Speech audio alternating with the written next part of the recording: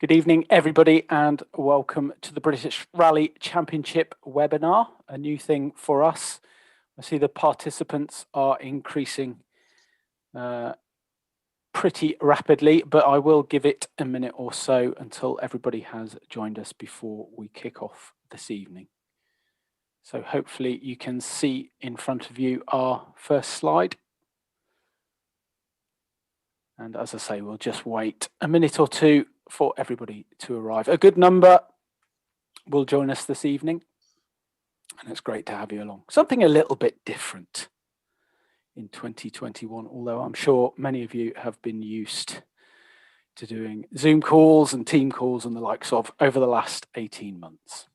Just sit there for a minute or two, and we'll be with you in just a second.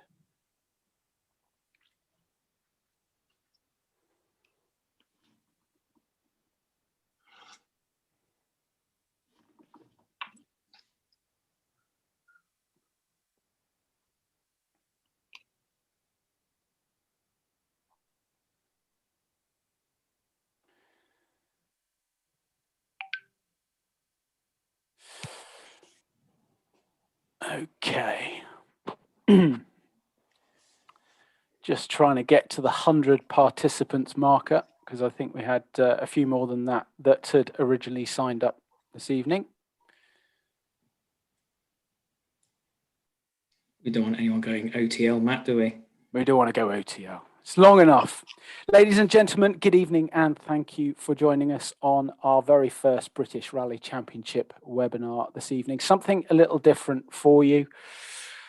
Something to get the juices flowing, I guess, for this year. It's been a very long time since we've seen many of you, and in some cases, we've never seen you at all. And in these COVID times, it's very difficult to get everybody together, have a launch event or anything like that. So we just thought it would be nice to be able to get everybody together, the British Rally Championship organisers, and to be able to have a chat with you guys and tell you about our plans for the season ahead, and maybe listen to a few of the feelings that you have before the 21 season gets underway.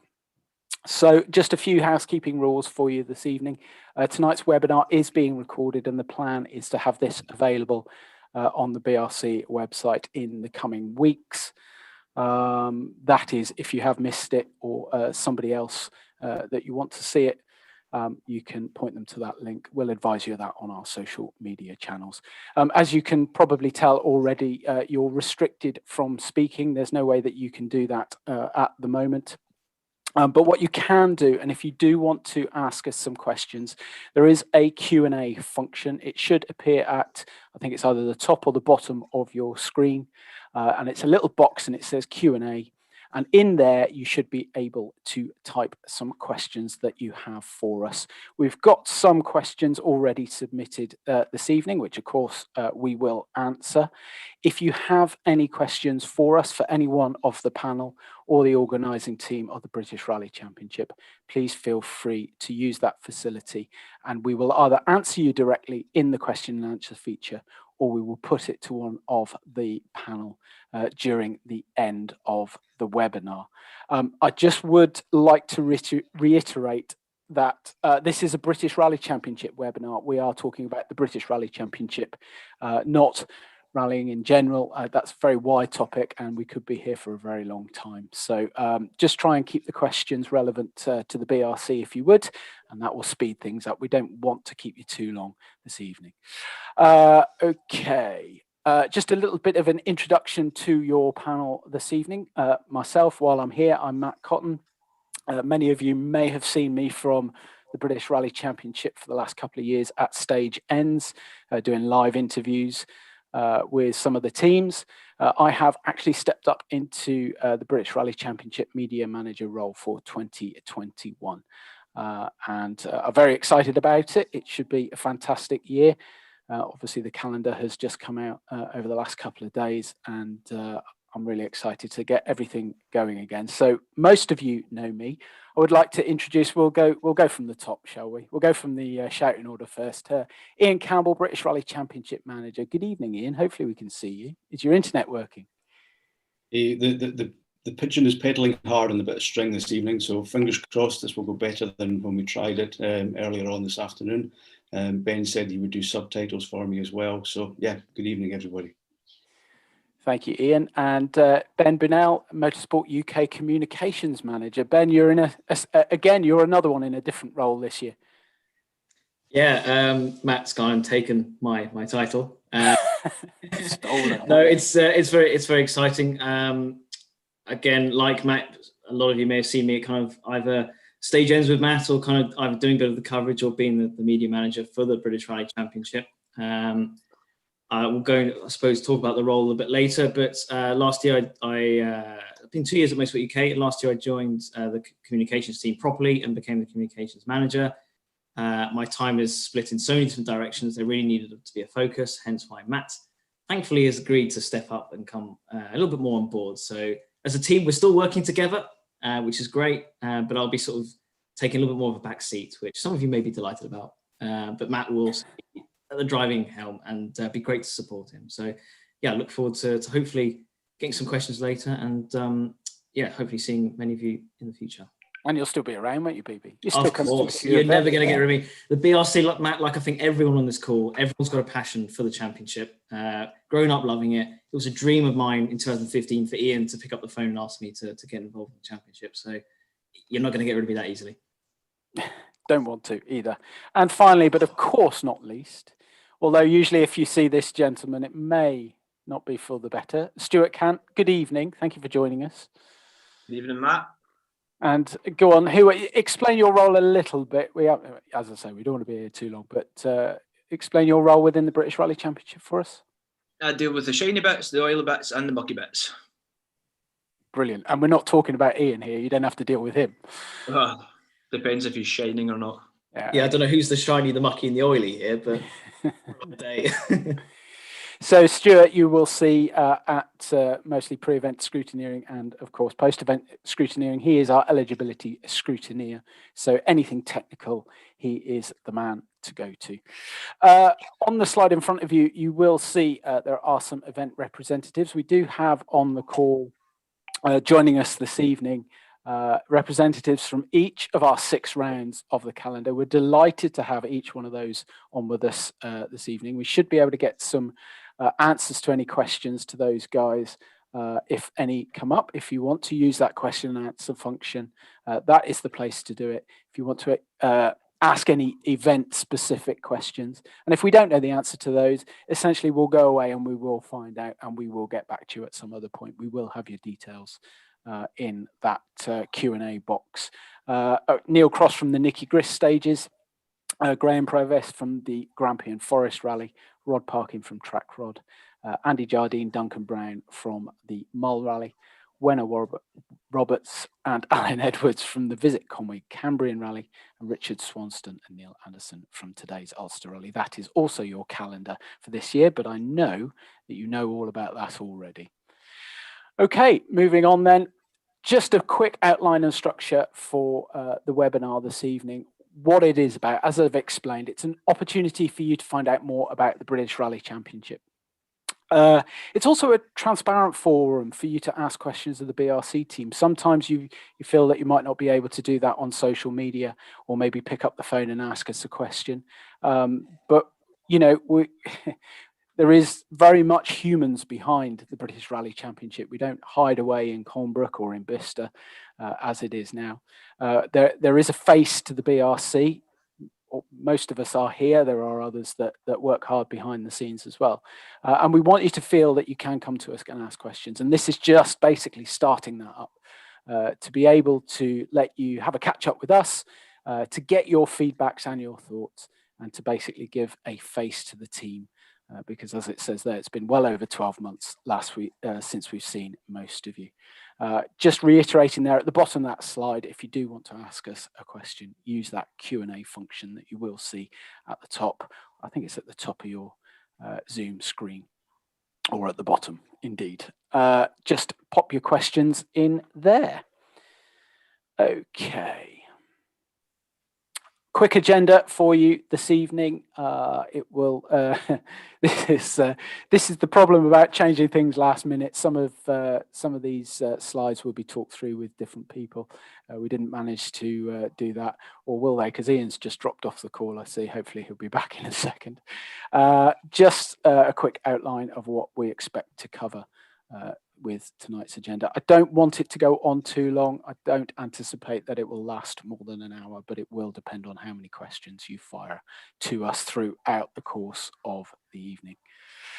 Okay, a little bit about the British Rally Championship. I think it's important to talk through the BRC since 2016, which is when the current team have taken over. So I'd like to just hand over to Ben if you'd just like to go through the British Rally Championship since 2016. Thank you very much, Matt. So yeah, obviously a championship steeped in history. We all, I'm sure on this call, fell in love with it at various different points from 1958 when it first began all the way through the 70s, the Group B era, the Group A, kit cars, all sorts. But the current team, as you said, 2015 with Ian and then myself and then obviously Stuart, Matt and a few other people getting involved, we started to put the building blocks together for the basically what was the new look British Rally Championship when it rebooted and came back in 2016, which obviously had the R5 category. And it was quite an emotional sight, I think, for all of us to see those R5 and R2 cars, all the different nationalities taking part, all the different manufacturers and all the different teams lining up in Mid Wales for the Mid Wales stages, which was just a fantastic event. So we kicked off from there. Obviously, we had the R5 category and we had a certain Elvin Evans come along and really sort of ignite a spark for the series. Obviously, he was one of the first, along with Max Vassinen, to signal their intents. And that just created a snowball effect of the drivers that wanted to get involved and see how they fared compared to sort of like, WRC regulars. So from that, we had obviously mostly we've had a variety of classes over the period. But I suppose our main focus has been the R5 as the top flight, and then obviously the two-wheel drive formula through the junior BRC. But then there's been some offshoots from there, from like the National Rally Cup cadet class, production and BRC2 classes, which then kind of lead into those categories. So I think it's on the next slide in a second, we'll kind of go through kind of the format of it. But I suppose just there, you get to see some of the junior successes that have kind of come out of the championship. The BRC, I think from, you look back at the very early days, it's been a real good springboard for drivers to go on. Not necessarily they dominate at a national level to then go onto the world or European stage. With the likes of Rob Duggan in the first year, he went on to do it was a junior WRC. I was going to say it was a DMAC trophy, but it was junior WRC. Yeah. Callum Devine, Josh McAlane, both cut their teeth in Ireland, but also in the British Rally Championship, gone on to do wonders in the European and world scene, and now part of the Hyundai Customer Racing Junior Driver Program. Steve Rockland, James Williams have gained tests from it as well, but also some of the BRC drivers as well. The likes of Matt Edwards has come in from the sort of production car, that BRC2 level, found his feet in the R5 and worked his way to becoming a double champion. And I'm sure he would have loved to have captured a third last year, but hopefully in his new Volkswagen will come back in 2021 to capture the title again. So a few more stats as well. I think in that top flight, we've attracted a kind of a variety of different nationalities, drivers that have, homegrown talent, from, all corners of the British Isles, as well as Ireland and into Europe as well. 2017, who can forget that incredible fight on the Isle of Man, the Rumble on the Rock, as we called it at the time, which had Keith Cronin, Matt Edwards and Frederick Ireland going at it, a three-way title fight. And of course, it went down to the final stage of the final event, and it was 0.1 seconds and one championship point deciding that title. The competition has always been stiff, no matter what the class. The top will always rise to the top. And I think we've also then had obviously the title protagonists in 2019 with Tom Cave and Matt Edwards almost coming into the penultimate round. I think it was, or certainly the last or the penultimate round, they were coming dead on points. Spectacle for the likes of myself to be able to build and create, a bit of hype and a bit of media value to it really did elevate us as a championship. And I think it's definitely, without our competitors, there is no championship. We can provide the platform, we can provide the stage, but it is our competitors, our teams that make the interesting stories to really kind of elevate the series. And I think certainly, I mean, Ian, as well as the BRC Championship Manager role, he's clerk of course for a variety of different events at a world level, national level, and also speaks in his FIA role as well, with variety of different team bosses, team principals, and how highly regarded the championship is. You know, there's eyes on this championship, you know, whether it's from Hyundai, Toyota, Ford, and even some of the R5 categories as well. They're looking at the BRC. Who's the talent? Who's top? Because obviously, I think we had for some of our young BRC competitors last year, we had a chat with Andrea Adamo, and he is bitterly disappointed that BRC trophy isn't in his cabinet. And this is a man who's won rallies all around Europe, manufacturer's title in the World Championship, but he is desperate to have that British title in his cabinet. So it's a very important series, not just for the drivers, but obviously team members looking in as well.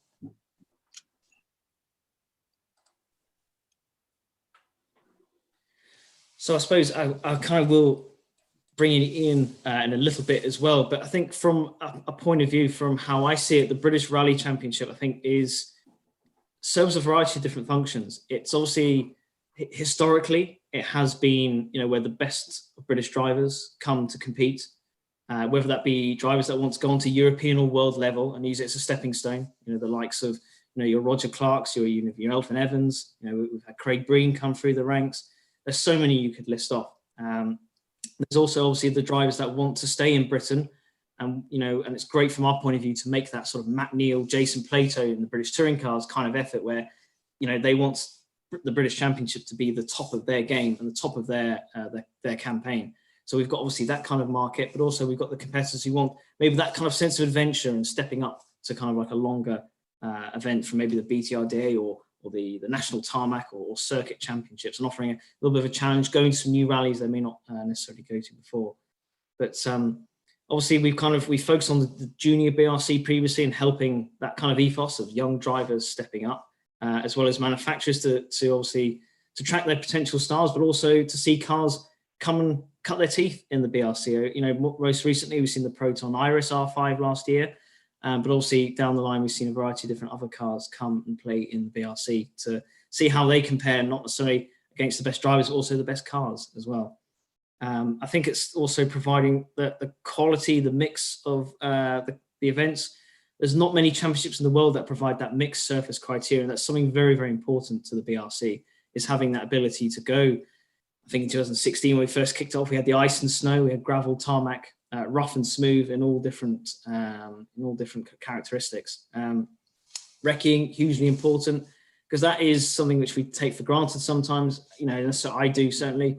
It's a huge, big tool that young drivers or any driver, it's a good skill to learn. And obviously we teach that and have that as part of the fabric for the British Championship. I'd like to say that we have quite a good media output as well, which showcases the championship, the sponsors that are associated with the drivers. And as I said before, it's a two-way kind of street, because you know, without the great reception we get from the drivers to work on media ideas and kind of partnerships, we can elevate the series, which in turn gets them some benefit. You know, the more eyes that look at the series, the more likely they're going to get some supporters in the door to help their campaigns. So I suppose our kind of ethos is always to provide the top quality competition. You know, it's definitely the quality, as we mentioned on the previous slide, some of the battles, you know, points, margins that go into rallies. You can't underestimate. I think nearly every rally, there's always been some battle, whether it's been the juniors or it's been the main battle. There's always been a real tight, close-knit affair. So we always want to try and attract the best drivers and the best cars to compete and continue to have that prestigious British title, because it's, you know, we do underestimate it at times, but it sits up there, sitting alongside the British touring cars, British GT, for its longevity and its history. So quite important. I think I've rattled through that, Ian. Was there anything else when we kicked this journey off, I suppose, back in 2015, along with Ben Taylor, who obviously works for the BARC now, but was there anything I've kind of missed off? Was that kind of that initial ethos we wanted to try and put across? Oh, he's on mute. Oh, waiting for the first person. Yeah, at least I'm online. I fell off that as well. But Yeah, I was waiting for you to draw breath, but I think you've covered everything there, Ben. And that, the calendar is the thing that's very important. We spoke with the competitors towards the end of through 2020 about whether we look at an all asphalt calendar or whether we look at all gravel, and the mix of the two was what came back as being vitally important. And I think the other one that stands out is Recce, to have that opportunity to make your own notes and to find that art. As you have to throughout the whole season, is the part that's is very, very important. The rest, as always, you start talking, Ben, you cover everything, so it's good. Well done. Back to you, Matt. Yes, thank you, Ben. Very well covered, actually. Much better than probably Ian was going to, and he was going to do that slide. So well done. Actually, though, Ian, it is you up next. One thing we're going to talk about fairly briefly, or Ian's going to talk about fairly briefly, is COVID-19, because I mean it has affected us all, and I'm sure none of you need reminding of the journey that we've all been on in the last sort of 12 months or so. We were almost sat ready and waiting on the start line of West Cork roughly this time last year, and the sort of rug was pulled away from us. So it's important that we do deal with COVID and the implications of what it's done and what we believe the pathway out of the crisis is at the moment. So Ian is just going to talk through this slide with you very briefly. I think you were wrong there, Matt, in saying that the journey that we were all on, because the problem is that none of us have been on a journey because we couldn't. Apart from you. And well, sorry, yeah. So that has scuppered an awful lot of it. There are now the roadmaps to try and get us out of COVID and the lifting of restrictions. But having said that, whilst rallying didn't restart very much in 2020, there were over 1,000 events that were run under Motorsport UK permits, run under the guidelines and the COVID restrictions, and whether it by luck, good guidance, or as usual by the good planning by our organisers and the way that our competitors help to work with the regulations, there were no outbreaks from any of these events from there. I mean, the restart date for motorsport in England is the 29th of March, as per the guidance that's come out just now. In Scotland, they're looking at the 26th of April. Then that our First Minister is looking for us all to come down into a Tier 3 category for the whole country. And if that happens, we'll be able to go into multiple bubbles of 30 people, or if a region is Tier 4, it would be a multiple bubble of 15. So that to me is encouraging. The difficulty there in Scotland is that we're still not allowed to have dual occupancy, which is not easy for me to say in a car. So that scuppers us for driver and co-driver at the moment. Wales is being reviewed at the beginning of April, and at the moment it's still a maximum bubble of 30 people at any event. And Northern Ireland is just that bit behind as well just now, where they're looking at the middle of April before they're coming out with their next set of guidance. So there is some light coming at the end of the tunnel. The team at Motorsport UK are constantly in contact with DCMS, Department of Culture, Media and Sport, with regards to getting the sport back up and running, and getting rallying back out as well. If you can appreciate the lobbying by us is constant, but as is the lobbying by probably another 160 different kinds of sports and disciplines as well. And that goes on as well. You're looking at, we've got the 4 devolved nations there, but you've got Isle of Man as separate, you've got Guernsey as separate. Ben's always got an interest as to what's happening in Jersey. And that's, they're all doing things in different ways. Speaking with Neil Cross of Nicky Grist earlier on this afternoon, Neil is confident that come July, his event will be running, that he will have a full entry and will have the full support to go through from there. We are again beholden to the landowners, whether that be Landmark for a lot of the mileage on the Grist, which is on the MOD land, to National Resources Wales, to Forestry and Land Scotland, and to Forestry England. and these discussions are continually ongoing. And that's not just about COVID, because we have master agreement discussions as well with Forestry England, Forestry Land Scotland. But that's one of the topics, Matt, that you told us not to talk about tonight, because that's bigger than British Rally Championship. But these are the things that are ongoing. From a club and organisers' point of view, there will be renewed guidance coming out from Motorsport UK for when things open up again shortly. There'll be refresher training webinars for officials, but also we will be replenishing the clubs with the PPE equipment that was given out throughout 2020. There'll be another sort of 15,000 plus of face coverings going out to organising clubs, and about 10,000 hand sanitisers from there. So we're working through with the restrictions. We're working along with the roadmaps that are there. But there is light coming at the end of the tunnel, but we don't have any of the definites as yet. No, thank you, Ian. It is the unknowns. We'd love a guarantee in place. We'd love definites, but as we've probably all come acclimatised at the moment, nothing is set in stone, and we certainly can't do that for you, but we will do our very best to work with what we have, and Motorsport UK are working very hard behind the scenes to ensure that happens for us. So Ian, if you'd like to stay on for me, please, because I think you are the next slide as well. Just talking through the British Rally calendar, I have a question related to the calendar, and although we could put that at the end, we'll slot that in here at a suitable point. So if you could just talk us through the BRC calendar for this year, announced a couple of days ago. 6 rounds, all 4 nations, mix of asphalt and gravel, and maybe just tell us about the challenges that we've faced about putting a calendar together in 2021, and the idea behind the choices of each of the events in the calendar. The calendar has been a moving feast. As we released back in December, I think it was 7 rounds, starting, which would have been in just a few weeks' time at the Circuit of Ireland, and then going to Clacton, and with the Jim Clark. And unfortunately, we lost these 3 really strong asphalt rounds at the beginning of the championship, because of the reasons that we just talked about.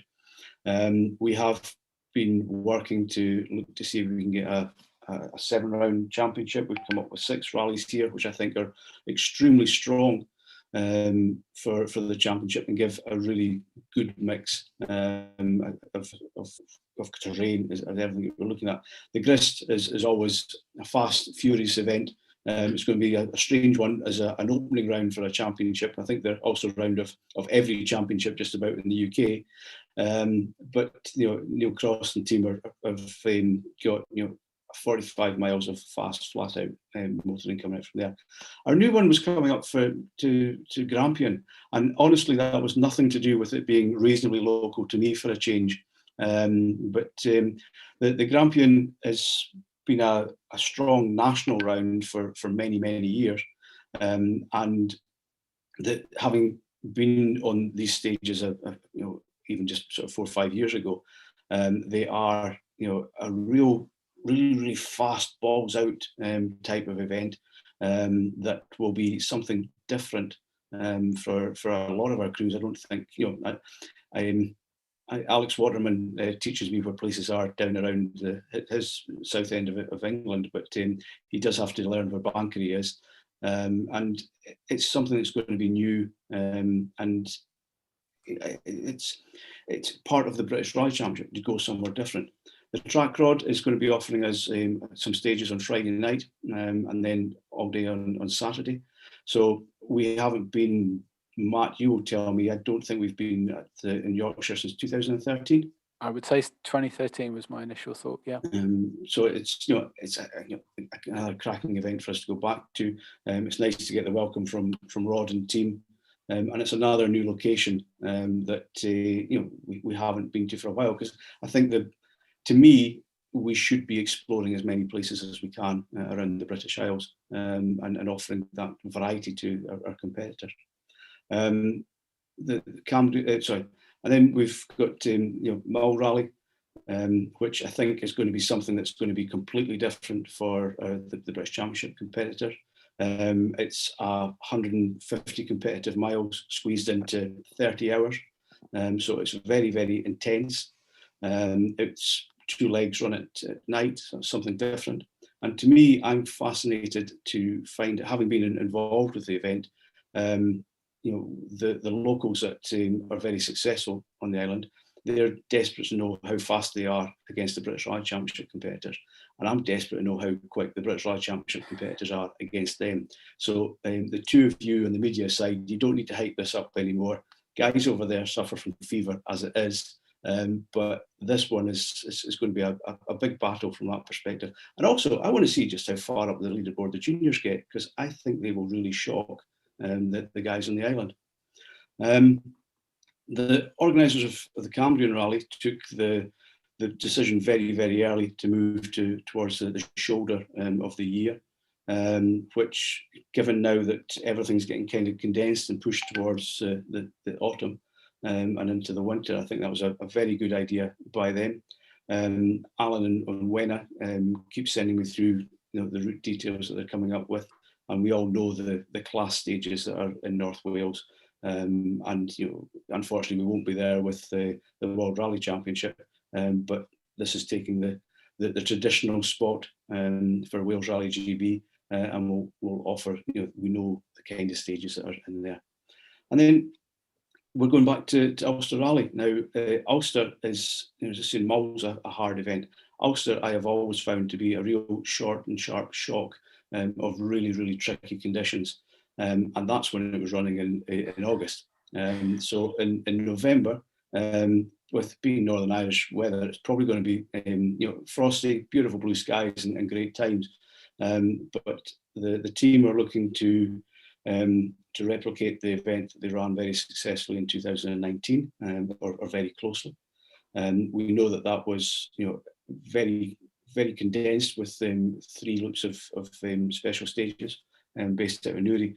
And again, it's the ultimate challenge from there. And I can't remember the last time that the British Rally Championship finished in November, and I don't think Ulster has ever run at that time of year either. So something else is completely unknown. So it gives it a complete refresh, whether planned by incident or whichever. I think the whole thing just looks completely unknown, but we all know the quality of each of these events. Yeah, very high quality events all round, and I think it went down very well a couple of days ago. A lot of the comments that we've had is that it's a really rounded calendar, and it appeals across the board. There's some really good events in there. There's some unknowns to a lot of people. There'll be many people from the south that would have never travelled to the Grampian stages, and the likes of David Bogie, I think, have said that they are the best stages he's ever competed on. Mull speaks for itself. Trackrod speaks for itself. Nicky Grist is always a challenge. Cambrian and Ulster, they've got their own little fortes, and their own very unique and very different in every way. So I think with the challenges of COVID and the unknowns about the year, I think you've worked very hard to pull that together, and I think so far the feedback has been very positive. Yeah, okay. Yeah. Sorry. Carry on. Yeah. No, crack on. Okay, good stuff. Your webinar. It's only my webinar if it goes okay. Okay, I just want to bring back Ben into this one. I think it's important to just go through some of the key figures of the media output of the British Rally Championship. We had a couple of questions beforehand about that. And Ben is probably best placed just to have a quick run through of the media side of it. Thank you, Matt. So, yeah, when I got that amazing phone call from Ian back in 2015, the main aim was to really raise the media kind of profile for the championship from 2016 onwards. And that's obviously not just the television, but that's obviously social media, and then obviously the traditional, the print broadcast journalism side of things as well. So when I was in my previous role at PR agency, I kind of worked on this almost full time. I then was invited to join Motorsport UK in 2000 and 19. So literally the Cambrian Rally. Between Cambrian Rally and West Cork, I swapped jobs, but from the outside, everything hopefully remained the same. So I've been at Motorsport UK now for 2 years. And I think, as I mentioned before, that as communications manager, I will oversee a lot of the British championships. And obviously, thankfully, the BRC will always be towards the top end of my pecking order because of the love for the series. So from my point of view, it's always been about trying to grow the kind of the reach and obviously try and get new audiences looking at the championship, because that in turn helps events, helps competitors, helps teams, co-drivers. Just the figures do speak for themselves. So kind of what we do for registered events, obviously, and registered competitors of the championship, they get like a breakdown event by event of the kind of the media value, which we use through a media monitoring tool. In the past, we've used Kantar and Yellow News. I believe we're going to keep that again for this year, but we've also got Meltwater, which is also another media evaluation tool, which means we can see any coverage, see how much it's worth in advertising currency, but also the most important thing is that kind of reach. And I know there's been certain drivers that have used these to kind of help them to get deals over the line. Events have used them to keep councils and title sponsors happy, because they are vital bits of documents. So you get a breakdown after each round, which Ian, as the championship manager, then emails out. But we also have, I believe it's set on the British Rally Championship website. In past years, we've done like a season review. So for those that are maybe prospective, looking in at the championship, maybe to come give it a go, or even just inquisitive, there's a bit of information in the British Rally Championship website there. But just some of the figures there. So obviously we've kind of looked at the media value. That's kind of like an advertising rate equivalency, and also the views. They're not so unique because somebody who may tune into, ITV Granada, ITV Border, for example, may also see BBC Northwest. But gives you a rough idea of kind of some of the numbers that we do generally pick up. And this is through coverage that, we have generated from the championship, trying to build up rivalries, trying to build up, using the local media reach. Obviously there's always a strong love when you mention British Rally Championships coming to town. The local media and the local supporters do love it. And it's just great content, especially on like if there's a test on a Thursday or Friday when maybe a cat's stuck up a tree. It's actually quite good to take journalists, take film crews, whoever it may be, into shakedown or into a test and give them a bit of a flavour, because they generally try and come back year on year after that. And it's with the championship, we've built many great relationships. We've from national, local, and also the specialist stuff as well. But that gives you a bit of a kind of breakdown of what happened last year. 2 years ago. Last year, the first round was just as good, and would have been a good year with the kind of the teams involved, the drivers. We had a quality. That top 10 looked just mouth-watering. So if it would have only built and strengthened it from there. But I know one of the questions, Matt, if you don't mind me kind of answering now, or still want to leave it to the next? No, go for it. If it's relevant, go for it. Yeah. No, absolutely. I think Tom Cave mentioned about the TV coverage, which I know we're going to come on to in the next slide. But it's a question we get asked a lot. TV obviously is important. When you can say you're on, like we were previously, we were on Channel 4, BT Sport, and what was Motors TV before it became Motorsport TV, an online platform. It was great, but that's almost where that stopped, because the numbers at 5 o'clock or 6 o'clock in the morning, the slots that we were given, necessarily didn't give the reach. And also, when we're trying to grow the audience, of a younger audience especially, people aren't necessarily going to wait a week to see some highlights. But if they can see some action on event, the heat of the moment interviews, some of the numbers we've got, and Matt will also be able to agree on this, I'm sure. But the numbers we get from stage ends of stage 1 of a new year, last stage of a championship season, the numbers are incredible. And actually, once you put the live streams together, it actually blows the TV audience out of the water. So from a point of view for the series, we won't be having TV this year. There is also be an online focus once again with the end of stage, but also some exciting social media strengthening the team this year as well, which we'll be able to go on to in the next slide. Yeah, thank you, BB. Yeah, I think it's very important that you don't underestimate the cost of television nowadays. I think there's a figure that's been bandied around that in Can you remember when I was doing the BRC, BB? There was a figure banding around in sort of 2008, 2009 that sort of a TV deal was sitting well over sort of between 100 and 150,000 pounds.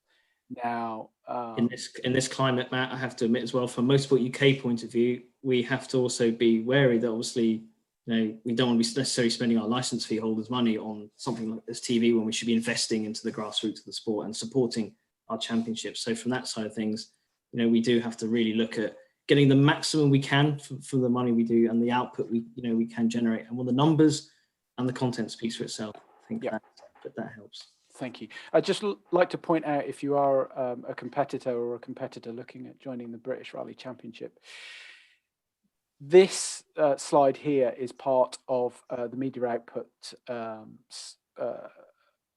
deck that's available to you on the British Rally Championship website. It is the most important tool that you will have to present to your sponsors. It contains all of this information, all of the reach of the British Rally Championship, all of the important information that you will have. It is available to you free of charge. Go on there, go and use it, get the information that you need and put it in your sponsorship portfolios, because it really, really is impressive reading, and it will certainly help you sell yourself if you want to come and do the British Rally Championship. It's a good little... And Matt, it's not only just overall for the championship, it's broken down per event as well. So we do it, so we do it per event, and then we do a season-long one as well if you want the big numbers. But impressive bit of kit. Okay, thank you for that, BB. That's great. What have we got next? What's new and what's not? Okay, a couple of new items arriving into the British Rally Championship in 2021. So Ian is the best person to talk about this one, please, if you will. Oh, yeah, I was answering an online question at the same time there. So sorry, John Parker, I'll come back to you later on that one. Sorry. So we have the new calendar, which we've covered with the mixture of asphalt and gravel rounds. We have announced last week that VP Racing Fuels will be our control fuel supplier for the season. They will supply a fuel for the turbo cars and for normally aspirated cars. It will be available across the board. They will be distributed on event by Old Hall Performance. If you've got any queries for fuel or for availability and things like that, please email me in the first instance, and we will get that distributed and get the answers back to you as well as quickly as possible. But we will set up an order form along with the registration process for the championship with Old Hall within the next week in preparation for the first rounds that are starting. Event structure, as we talked about to COVID earlier on, there will be COVID protocols that will carry on for signing on, for documentation. For the technical checks, an awful lot of the scrutineering will now be done by self-declaration. So you would submit that your car is legitimate and legal before you start the event, and safe, which is the most important thing. And Stuart will have the ability to carry out random checks at his will, either before, during, or after an event. If I'm right with that, I'm sure Stuart will nod his head. So it's something that it worked right through last year from the technical side, and actually the technical team at Motorsport UK have never received so many queries from competitors just wanting to ensure their car was legal before they went ahead and discussed anything from there. The class structure will remain very much as it was for 2020. It needs tweaked very slightly, just because the renaming of the classes from Rally 5 to Rally 2, R2 to Rally 4, and such like from there. So we will make these small changes, but the new Rally 5 cars will be welcome to the championship. Rally 3 cars, when they're homologated, will be welcomed to the championship. The junior BRC will be open to all homologated R2 and Rally 4 cars, which will be on an open tyre formula as well. And as Matt is teasing you there, the junior BRC prize will be announced in the coming weeks for that particular class, which we know is the one that is the incentive and the driving force for so many of the really ambitious juniors that we have, and the junior competition is the one that always excites me because it's just so intense, and always has been since we came in here since 2016. The national class will be open to all cars with a Motorsport UK passport, including World Rally cars up to 2016.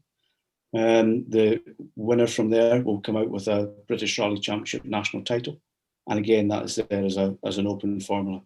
The national class can carry out reconnaissance as well, but it can't claim overall British Rally Championship title. They will have their own title with the national title from there. So it is very much while we have the homologated classes, we are there and appreciate that our events are open to all comers, and as is the championship. As the championship has always been, in fact, since 2016, and perhaps that's one message we need to get across just a bit stronger. Tyres will be restricted in number, and that will be put out in every event's supplementary regulations. And it'll be Stuart will there to manage the tyre marking and to ensure everything goes through. Joker points will continue as well, so you can score extra points on the nominated round that you feel that you will go particularly strongly at. Again, you just let us know the week in advance for that one. So a lot of things are staying as we planned in 2020, seeing as we only got to run once, but we have got the tweaks to it, and the biggest change will be with the new VP Racing Fuels agreement from there. And again, please just come back to me. Contact details will be at the end, but most of you seem to know where to find me anyway. So please, we're here to answer as much as we can when we can. Thanks, Ian. Yeah, as another change to the junior BRC, I know we've had a few questions about that beforehand with the all homologated R2 and Rally 4 cars in 2021. So that's set to be an exciting time for junior BRC.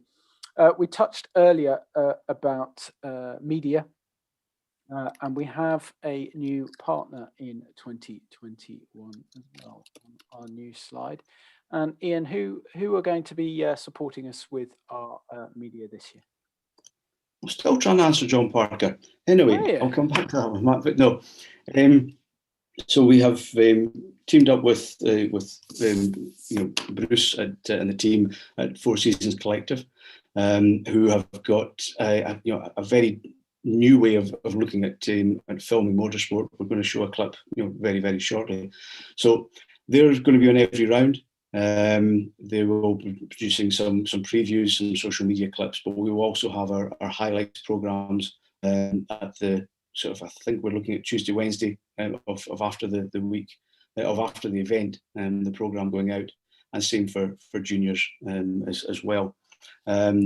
Having seen the previews of what the guys can do, it's going to look different. I think it's going to appeal to a new audience. It's going to give that social reach that we need, and the thing that's going to be new for sponsors as well. It's going to be a bit edgy than just having one camera in the side of the stage and going past from there. So looking forward to what they can do. They're also able to provide individual clips and short show reels from every event for each individual competitor as well. Again, just give me a shout. We'll put you in touch with the team at Four Seasons Collective, and we can all start to work together on that one. Thanks, Ian. Yeah, it is a very different proposition than what we've had before, but I know the team are quite excited to be joining us, and we're certainly excited to have them on board. We've got a very, very short preview clip for you just to see a couple of their styles and just to see a little taster of what you can expect. 3, 2, 1, go. Off lane, left 3 minus in, and right 4 half long opens, cut okay.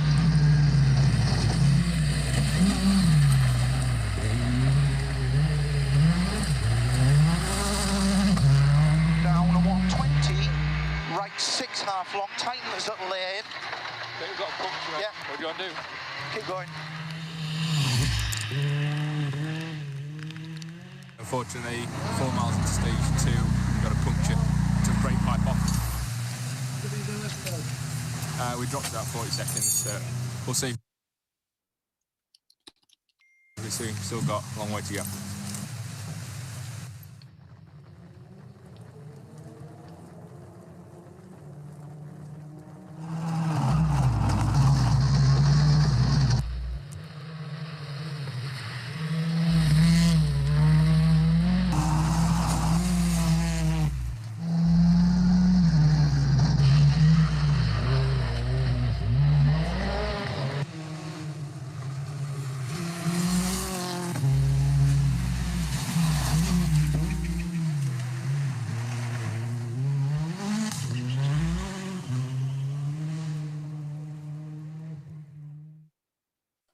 So that's just a little taster of what you can expect. There's a lot more where that came from, but that was the shortest video that they had, so we don't want to keep you too long. But just gives you an idea of what you can expect from our partners at Four Season Collective through this year. We'll give you more details for when you register for the championship, and we'll introduce you properly. And it'll be great to be working with those guys in 2021. Okay. On to the questions then, towards the end of the webinar. We have had a few prior to this evening, which is great. It's nice to be able to have those up front, of course, but I know some of you wanted to test us on the evening. I think we've covered a few of these actually as we've gone on in the webinar, and we've had a few come in from the floor already. Do you think that TV or online video coverage is important to both the championship and its competitors and sponsors? Yes, of course it's important. We get that, but I think as BB, you alluded to earlier, it's shifting, isn't it? We're not quite at the point where we think sort of TV is the go-to certainly for the British Rally Championship, and probably in many other motorsports at the moment. Yeah, absolutely. If you look at kind of like I'm not comparing ourselves to the World Championship, but obviously there, to watch the action, it's all online, obviously, for them. And obviously there's, depending on what country you're based, in around the world, then obviously your TV deal will be better than others. But definitely it's not the end. It's not saying we're never going to be back on TV again, because I think if the right deal and the right circumstances came about, then of course, yes, we'd love to do that as well as. But I think we have certainly noticed in the last couple of years the sheer impact and the numbers that can be generated, and that kind of heat of the moment stuff is what people love to see there and then. Because I think the culture is definitely shifting from people actually sitting down to watching a television program now. I don't think, Matt, unless you sort of get your pipe and slippers out for Coronation Street every night, I think we all watch a lot of stuff on demand, and that's certainly stuff we've noticed, is people being able to go back whenever they can and feel like it, whether they want to join in live, watch it in a slightly later time frame.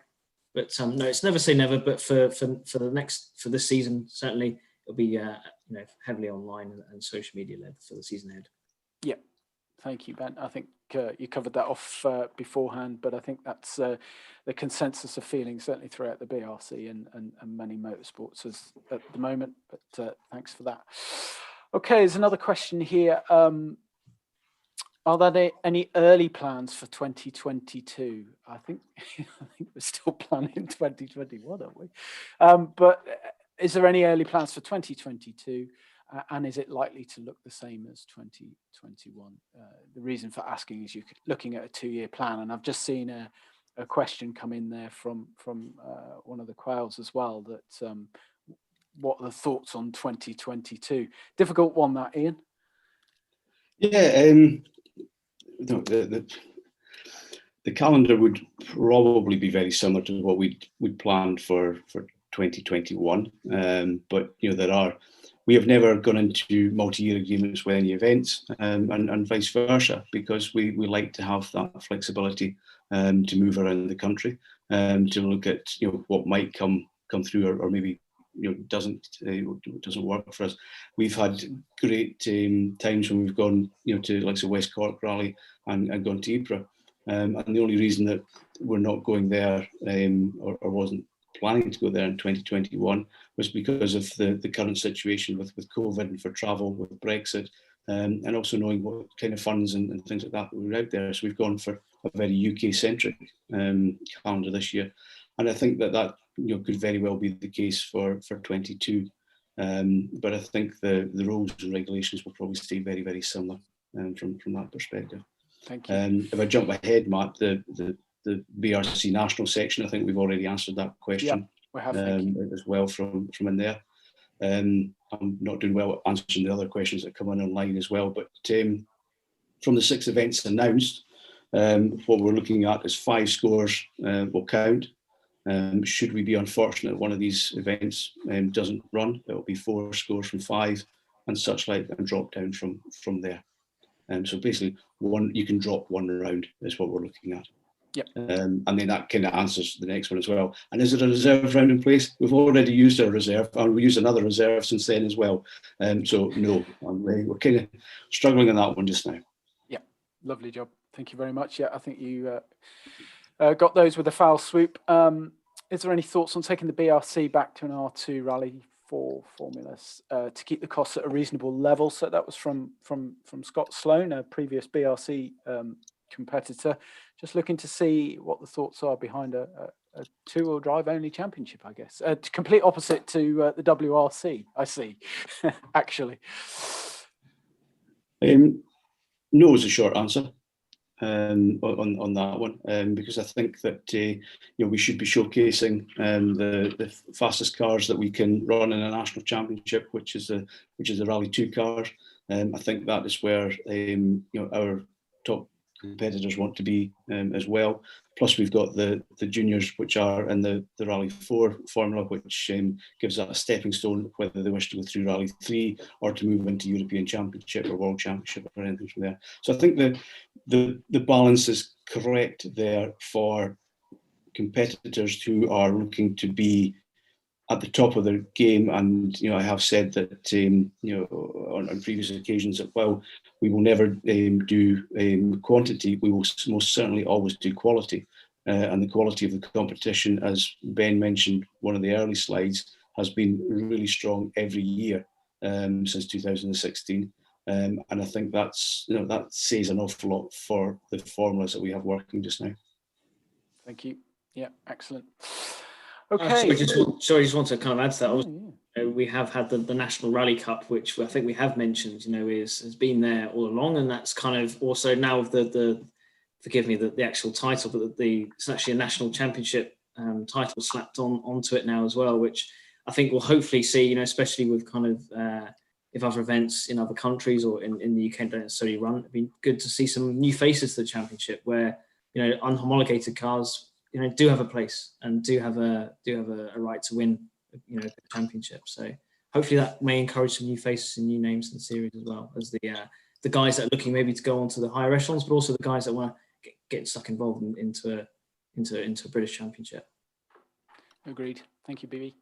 Okay, that was pretty much all that we received prior. So I know you were saving all your best till last. So thank you for that, guys. I'll start at the top. There's a couple that I've already answered directly. Unfortunately, Ian, these are mostly for you, and I know you're still answering some at the moment. Max Freeman has asked, 11 nationalities came to the BRC in 2016. Will there be any incentives available to try and attract different nationalities to the championship again this year? It's a really good question. It sounds one that's really easy to answer as well, Max, but one that's getting what will these incentives be? We have done quite a lot of prospecting over the last 24 months with competitors who are doing other national championships around Europe to see, will you come to Britain and to contest in the BRC, which is because if we all hark back to the 70s and 80s days, which some of us seem to think that's where we should be all the time anyway, but if we want to hark back there, that's where the competitors could come here. But we've got to realise that the British Rally Championship is a strong championship, as is the French Championship, the German Championship, the Swedish and the Finnish, and it's difficult to entice them away from their local sponsors from there. There is also the fact that we are an island, and not only are we an island, we're now a very lonely island because of Brexit, which makes it harder for a competitor to come over. So there's lots of things that can get in the way from from there. But the other thing is that we do have a lot of a heritage with the British title, and we need to keep working on that one. And we do try, Max, but we don't have a pot of gold to either pay for these guys to come over either. No, I think just building on Ian's point as well. Like Ian was absolutely right. There's a lot of canvassing with drivers throughout since we took this on. 5 and a bit years ago. But also, we try and help as much as we can in different areas. I remember when Frederick Arling came across. His English is superb, but there was many things he was getting me to try and sort of write in a polished English way, which would have helped him with documentation, whether it happens with press releases, whatever it may be, to enable him to come here and make his attack on the championship a little bit better.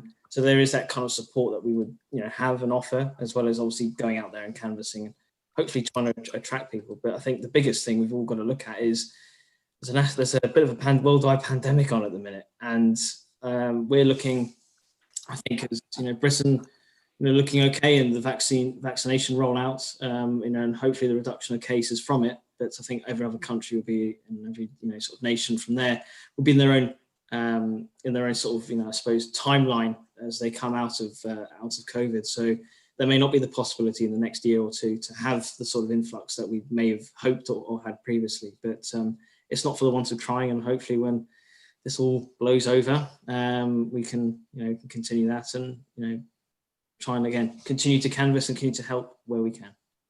Thank you, Ben. Thank you, Ian. I'm conscious of the time. I think we only wanted this to last an hour, so there's just a couple more questions that have just come in the last couple of minutes that I said that I will put to you, Ian. Kevin Dawson has asked, do you think there's any hope, I suppose, or is there any incentives to try and get manufacturers involved in the BRC? You mentioned the heyday before, and we haven't had that for a while. And I think maybe there was a question, although it's disappeared now. I think there was a question, I think, from Phil Pugh asking about why there are so many R5s in Europe compared to the BRC. I've answered Phil, and the request for manufacturers is what we do have support from manufacturers, because we have manufacturer support from that has been given towards our crews from Hyundai. We have manufacturer support, associated manufacturer support through M Sport, which has been given to drivers in both the Rally 2 category and the Rally 4 category. Previously, I know that Matt has worked hard, and he's actually getting some manufacturer support as well through Volkswagen. So there is support coming through from there. We are in discussion with manufacturers as well, to speak about new categories and new classes. That's not going to happen for 2021, but we keep everything going and see what's coming up for 2022 from there. But we've got to make the whole series compelling for these guys to come on board, and I've got to say that they are there at the moment. You may not see that, you think it's an absolute works car that's coming through, but these are works cars, they just happen to be in different colours. Yeah, absolutely. Alex Waterman has asked a question about the Cadet Cup. Cadet Cup, Alex, yes, sorry, I never covered that one off in the slides, is that the Cadet Cup will run again in 2021. We're looking at the first version of the Fiesta R2T now being accepted into that class, along with the Fiesta R2 1.6, the Adam Cup, Adam R2 as well, the previous version of the 208 also being available in there.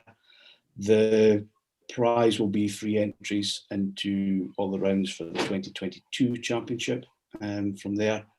And you've asked about maximum driver experience and age, and I've got to come back to you on that one because I can't remember off the top of my head. Yeah, I think it's worth pointing out at this point that the regulations are imminent in the next week or so, maybe even more, a couple of weeks. Once we have those down and they are out there, we'll be in a better position to be able to sort of push and promote the various categories in that. It's obviously we're very wary of doing that until the regulations are released. So a lot of this stuff we are working on behind the scenes, but we appreciate you asking the question on that. But yes, Alex, we will come back to you at some point. Alan Edwards is going for it this evening. Any progress on awards and any thoughts on electric vehicles? Stuart will get that one. Thank you. Richard Crozier, any incentives for Rally 3 cars? Difficult. I think we need to support what we have at the moment, don't we, Ian? Before we, I think there's only one or two manufacturers that are supporting Rally 3 at the moment. I expect in 2021 to be only one Rally 3 car. We have said that it will be eligible for the championship from there. But that means that yes, it can enter and score points from that perspective. But we're not in a position to do anything else just now from there. A couple of questions there from marshals as well. Absolutely right, Neil, in that you're saying that the events that are looking for the marshals and providing any incentives to you from there. But we should take on board that we should be looking at some incentives for you from a championship point of view. But certainly as a registered marshal with Motorsport UK, there are loads of incentives and discounts available as a marshal member. Which you can benefit from through the website. And while that doesn't help our individual rounds or events, you can marshal anywhere and get these benefits. But I think as a championship, we should start putting our thinking caps on and doing something about that as well. Yeah, super job. Okay, thank you, guys. I think that's pretty much covered off most of the questions that have come in, and I think Stuart is still typing to Alan Edwards, so that must be a long one about electric vehicles. Is it one finger stuff, Stuart? Well, it might be actually better just trying to explain what I was trying to write. As Alan's asked, electric vehicles for the future. This year, Motorsport UK have put a massive section into the Blue Book regarding electric vehicles.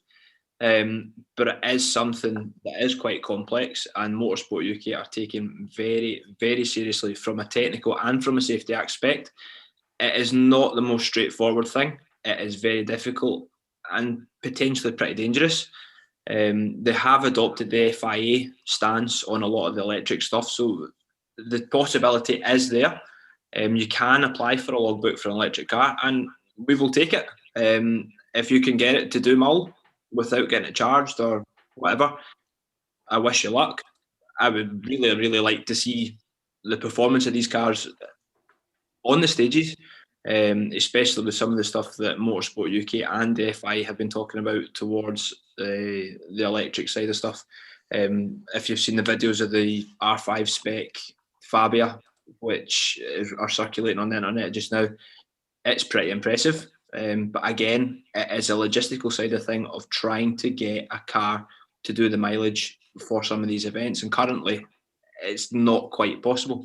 But as I said, we are looking into, as a championship, as a governing body, and as a motorsport, we have to find a way forward, and hopefully we will be able to come more to the party as the season progresses, and hopefully we'll be able to get somewhere and answer that question for you, Alan. Yeah, I think it's coming. It's just a matter of when, isn't it? So. Yeah. That's super. Thanks ever so much for everybody's attendance this evening. It's been nice to have you all on board, and it's been great to hear a few of your thoughts come through on the Q&A.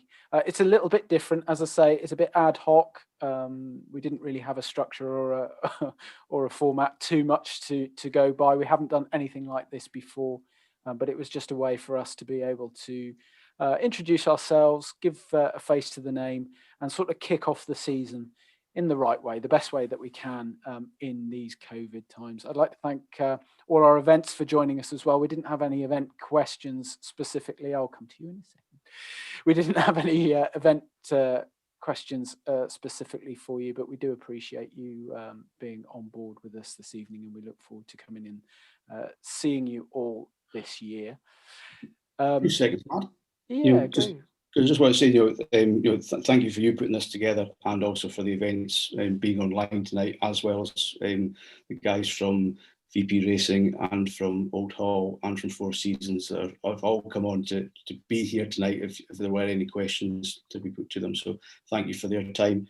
I also think that it's particularly interesting that Mr. James Sutherland MP Right Honourable James Sutherland MP has been online as well to watch this tonight, who is part of the All Parliamentary Group for Motorsport, which is growing in size, growing in stature, and also growing in the way that it lobbies for motorsport within the government.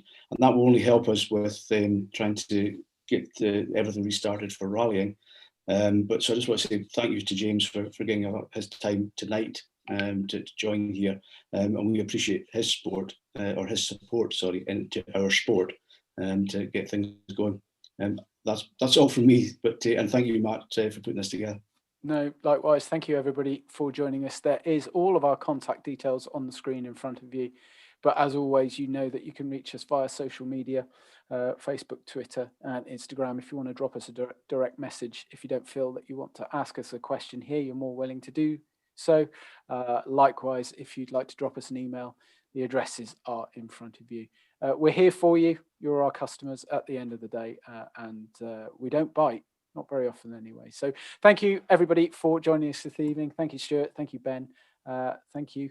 And we'll speak to you soon.